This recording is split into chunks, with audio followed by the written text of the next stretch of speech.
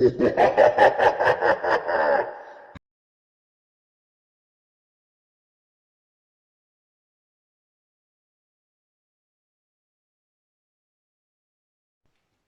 hello there YouTube and welcome to a top 10 video. So, we're halfway into the year now. We've gone from January to June. It's like the last day of June at the time this video will be up. And I thought we're halfway into the year now, so why not do a top 10 of my top 10 best horror movies, or my top 10 horror movies of 2023 so far. So this is all my personal opinion. None of you had to agree with it. But, yeah, let's get on with it. So, coming in at number 10, we have Winnie the Pooh, Blood and Honey. Now, this only just makes my top 10. Now, yeah, this film was garbage. It was. I'll admit that. A lot of people have said it was, and it was. But Winnie the Pooh fell into the public domain, and with Disney no longer having exclusive rights to the books or anything, some independent filmmakers thought, hey, let's make a horror movie of it. Now, it does have its good moments. I like the hand-drawn animation at the start of the film, giving them the backstory. I like the look of Pooh and Piglet, how they looked creepy and monstrous. But the rest of the film, it was just cliched and trashy and stuff. I mean, I like the aspect. I like, the idea of it. Let's say that. I like the idea of this one. But this is probably not the best one I've seen this year. And maybe when we come back to my top 10, my top horror movies of 2023, which we'll do towards the end of the year, this might even fall out of my top 10 favourites and maybe go into my top 10 worst. So, yeah. I just thought I'd put that in. Because like I said, I like the idea of it. I like the concept. But some of the effects, like CGI'd blood, just no. But I like the look of Pooh and Piglet. Okay, so number 9 is Beau is Afraid. Ari Aster back again with his third outing, this time with this surrealist, tragic comedy horror with Joaquin Phoenix starring as Beau, and it was bonkers and mad. Maybe I'll give it another watch in time, but I will say the film is 3 hours long, so watching it is a bit of a time commitment. But I'm glad I watched it, but just not Aster's best one. Nothing like, not compared, it's no Midsommar or Hereditary, but still, I thought it was a watchable film. But like I say, the length of it kind of did it for me, because it was a bit of a hard watch at times. Anyway, number 8 is Sick. Set during the height of the COVID-19 pandemic, April 2020, when the whole world was in lockdown and this virus changed the world forever. This is set during that time, and we follow 2 young women who go to a remote cabin to isolate and quarantine, and then it turns into a home invasion, but we find out why these people are invading and causing them hell. I would say that this movie is a time capsule of a dark time in our history. But yeah, why the hell not? Why not make a horror about it? It was from Kevin Williamson, who has given us Screaming over the years. So yeah, Sick. Number 7 is Knock at the Cabin. Yes, Dave Bautista, and we had Ron Weasley, and we had some others in there. And we had director M. Night Shyamalan, based on the book The Cabin at the End of the World. I actually like this one. I mean, Shyamalan's had his on and offs and has made return to forms. This is not his worst at all. I thought it was a very good, interesting film. And, I mean, I knew who these 4 strangers were and why they were here and stuff, 4 horsemen of the apocalypse. But I do like me a good apocalyptic film. Good end of the world movie, and this was a good one. I enjoyed watching it. In fact, I saw it twice. Okay, number 6 is Infinity Pool. Yes. Oh, them Cronenbergs. They love their body horrors, don't they? Directed by Brandon Cronenberg, the son of David Cronenberg. He started to, make a name for himself, and sort of his father started to go into the shadows a bit. I like this one. What drew me to it was Mia Goth and Alexander Skarsgård, who are actors that I do like. And I'm glad I watched it. It was weird, it was odd, it was body oddy horror, which I liked for this one. Replicating themselves in this weird pool set in a fictitious country, and Alexander Skarsgård gets done for some crime, so they make a replica or a clone of him from the Infinity Pool. It's a bizarre one. Okay, number 5 is Cocaine Bear. Now, when this film came out, I thought it would just be a comedy, which it is. It was a good switch your brain off film. But a lot of people were saying this was a horror. Now, I couldn't really see the horror in it, but when I saw the film for myself, I thought, wow, okay, now I can see what people mean by this is horror. And you know what? After giving it a second viewing and giving it another evaluation, yeah, I will say that this is horror. Probably more violent animal comedy, but definitely animal attack horror genre.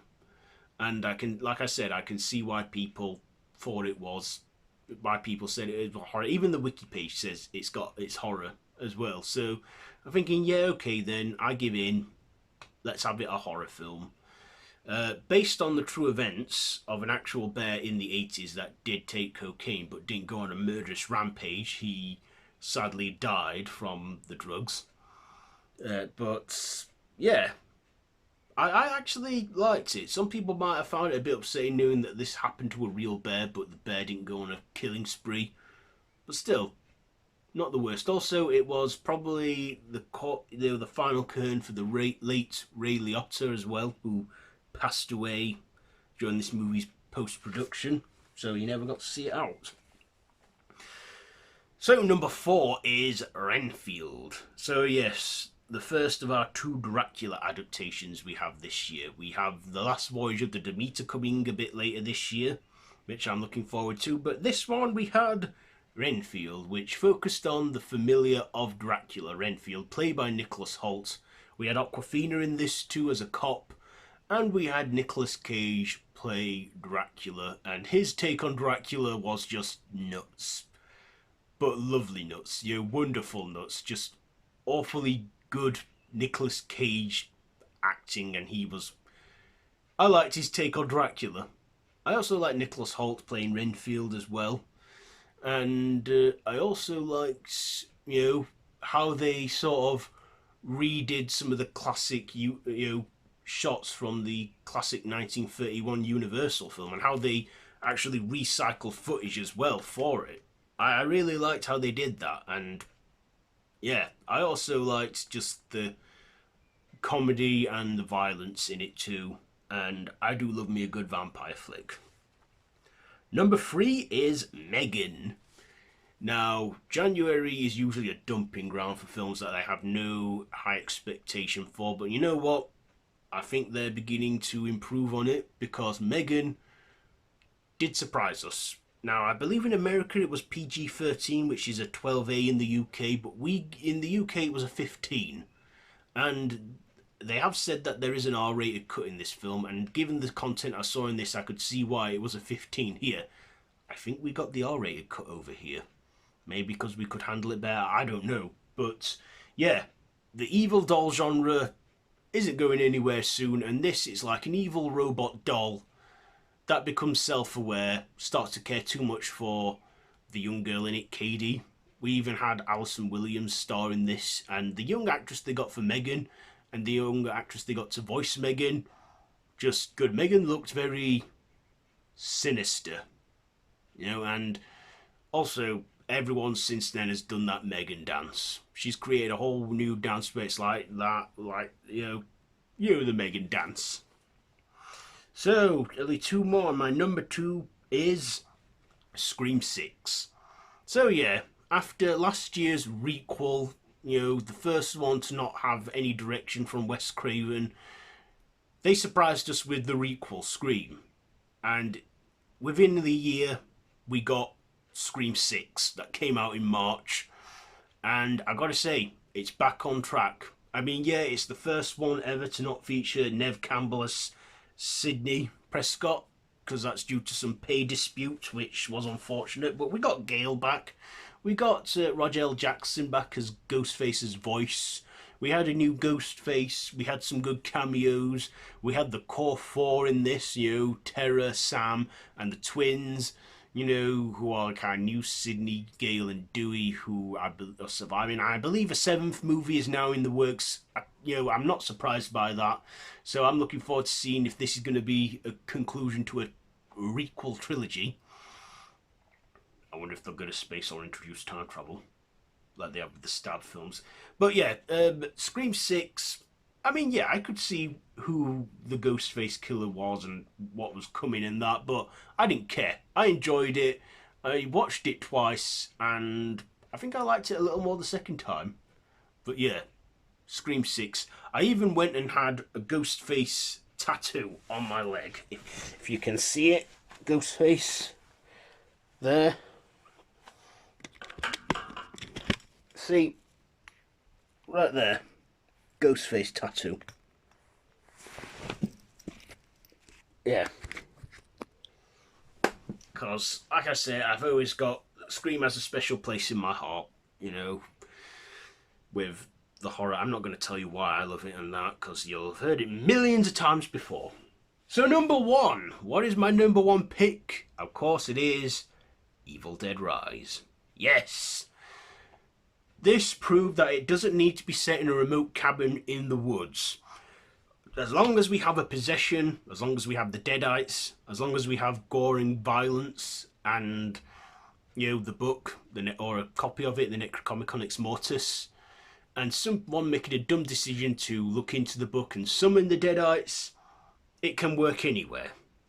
This one takes place in an apartment building in LA. It's a standalone film. You know, 10 years after we got the remake. This film was originally meant to come out on HBO Max. Yeah, and we had the possessions, we had some cameos and that from like Bruce Campbell, unseen ones.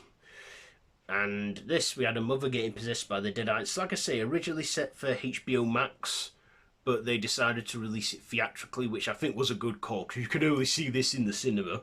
And when I was in the cinema watching it, I was like, me and not many people in there. A lot of people were like freaked out on that. Me, I was just, you know, smiling and that, because I just love the franchise. And even references to the, you know, old films, including where they're all shouting "Dead by Dawn, Dead by Dawn." Yes, was a surprise hit, and I wouldn't mind another Evil Dead installment, but who knows if we will, I don't know. But look, the fact is, you know, Bruce Campbell and Sam Raimi still had involvement as producers in that. But, yeah, best horror of this year so far. So, what is your top 10 horrors of this year so far? You know, and we're only halfway into the year. We've got 6 more months of 2023 to come and of the horrors. So let me know what you think down below in the comments.